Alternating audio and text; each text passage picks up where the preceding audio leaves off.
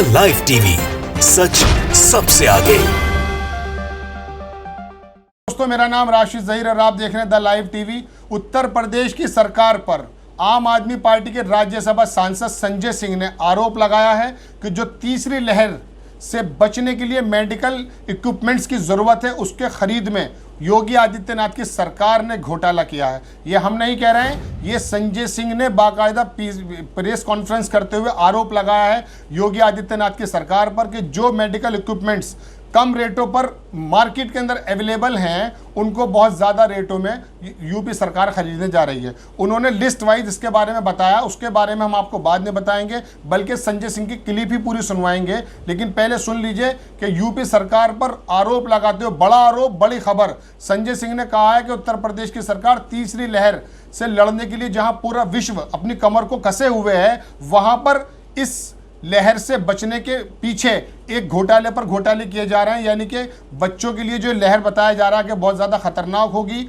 और बच्चों के लिए जो वेंटिलेटर्स और जो मेडिकल इक्विपमेंट्स खरीदने की ज़रूरत बताई जा रही है, उसको मार्केट रेटों से बहुत ज़्यादा खरीदने की बात हो रही है। और दूसरी बात, जिस कंपनी के माध्यम से इसको खरीदा जा रहा है, संजय सिंह का आरोप है कि वो भी ब्लैक लिस्टेड है। उत्तर प्रदेश के जो प्रमुख सचिव हैं, उन्होंने पूरे लेटर लिखा है तमाम मेडिकल कॉलेजेस को, जिसमें मेरठ का भी है, आगरा का भी है, बदायूं का भी है, और पूर्व के जितने भी यूपी के अंदर पूर्व में जितने भी मेडिकल कॉलेजेस हैं, सबकी लिस्ट संजय सिंह ने बताई है कि प्रमुख सचिव ने लेटर्स लिखे हैं और इन 100 बेडों का बच्चों के लिए हर अस्पताल के अंदर व्यवस्था करने की बात की गई है और उसके अंदर खरीदारी के बारे में बताया गया है।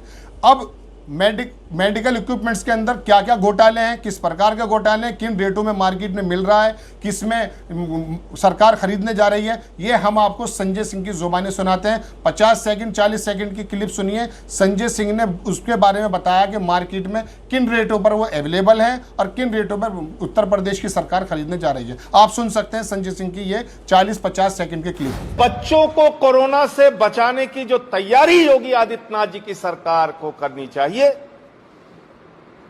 उसमें यह भ्रष्टाचार किया गया है, उसमें यह बेईमानी की गई है, और यह बच्चों के वेंटिलेटर के नाम पे घोटाला है, बाईपैप के नाम पे घोटाला है, HFNC के नाम पे घोटाला है, इन्फ्यूजन पंप के नाम पे घोटाला है। ऐसे तमाम उपकरण जो बाजार में सस्ते दामों पर मिल रहे हैं, यानी कि जेम पोर्टल पे भी सस्ते दामों पर मिल रहे हैं, वो सारे उपकरण आदित्यनाथ जी की सरकार महंगे दामों में खरीद रही है, और आपको जान के हैरानी होगी, ब्लैक लिस्टेड कंपनी से खरीद रही है।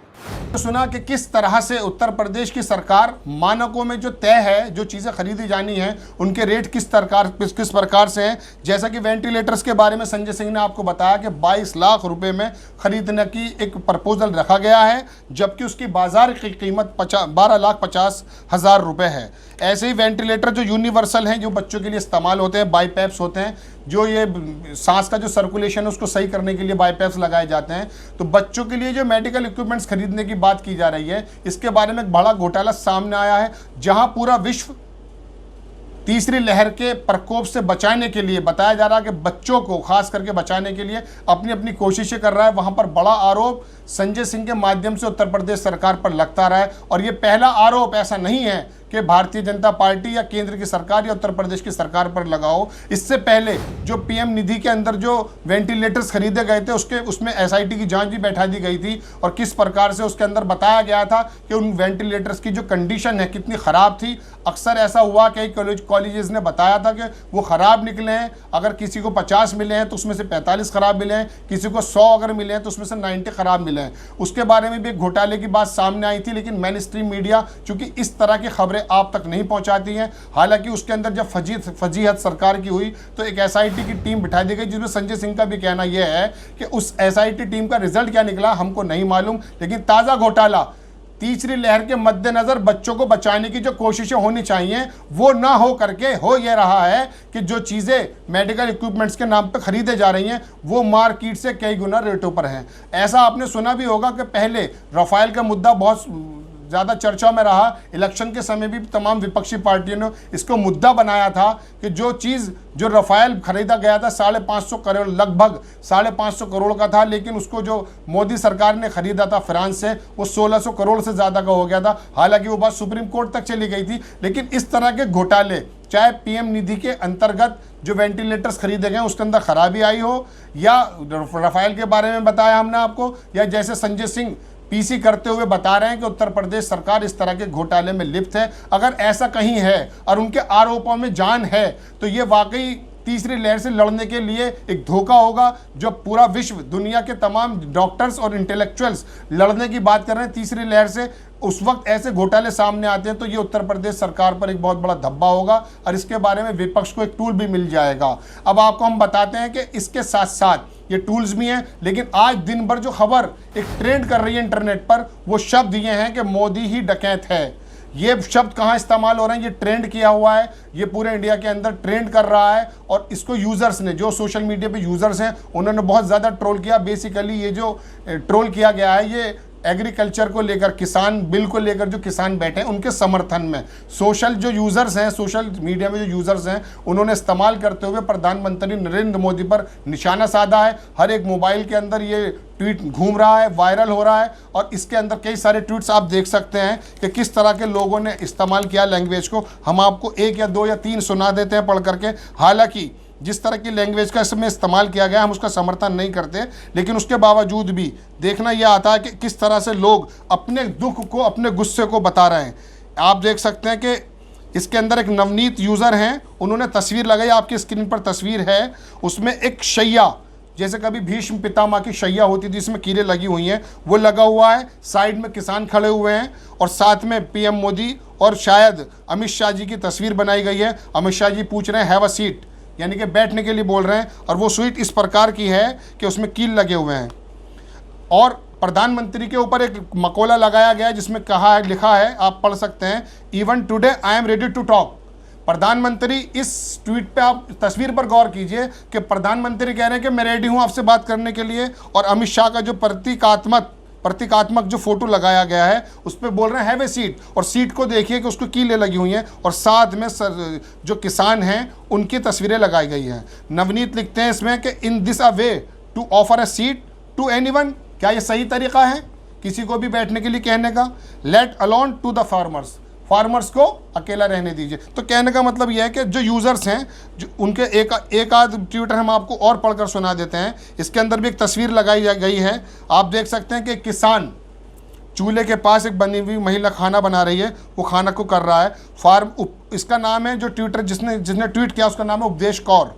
उन्होंने कहा farmers have been protesting for over 7 months, यानी कि किसान जो है 7 महीने से प्रोटेस्ट कर रहे हैं on the borders of the national capital, still being ignored, अभी तक उनको इग्नोर किया जा रहा है। How much more do endure. तो कहने का मतलब यह है कि सोशल मीडिया में जो यूज़र्स हैं वो भी किसानों की तरफ हैं, हर तरफ अंधेरा नज़र आता है, किसानों के सामने उन बिल्स को लेकर अंधेरा नज़र आता है, और तीसरी लहर को लेकर के जो तैयारियां होनी चाहिए उसमें घोटाले की बात हम नहीं कह रहे हैं, ये संजय सिंह राज्यसभा के सांसद हैं, उनका आरोप है। अगर इस बातों में कहीं कुछ सच्चाई है तो आम लोगों के साथ किस तरह का धोखा है आप देख चुके हैं कि दूसरी लहर अभी जो निकली है उसके अंदर कोई इलाका, कोई जगह ऐसी नहीं रही है कि जहां पर मौतों का सिलसिला जारी ना हो। हालांकि उस दूसरी लहर के आने से पहले भी दुनिया के तमाम डॉक्टर्स और इंटेलेक्चुअल्स ने तमाम सरकारों को चेताया था कि आप रुक जाइए और ऑक्सीजन का क्राइसिस आ सकता है।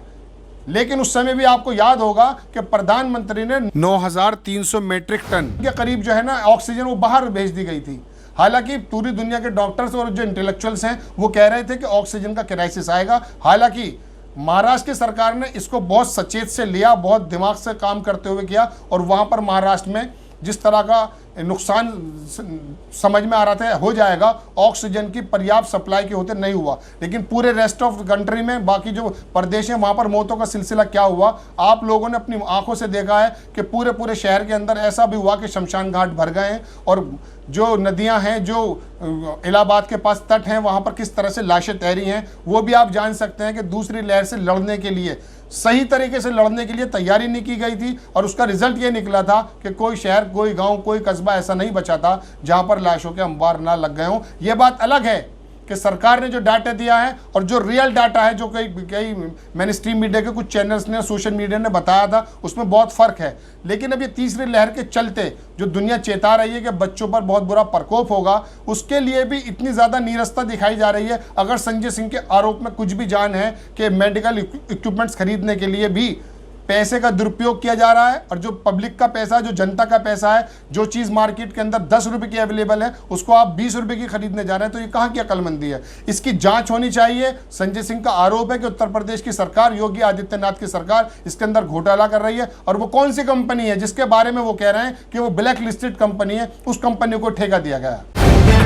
द लाइव टीवी, सच सबसे आगे।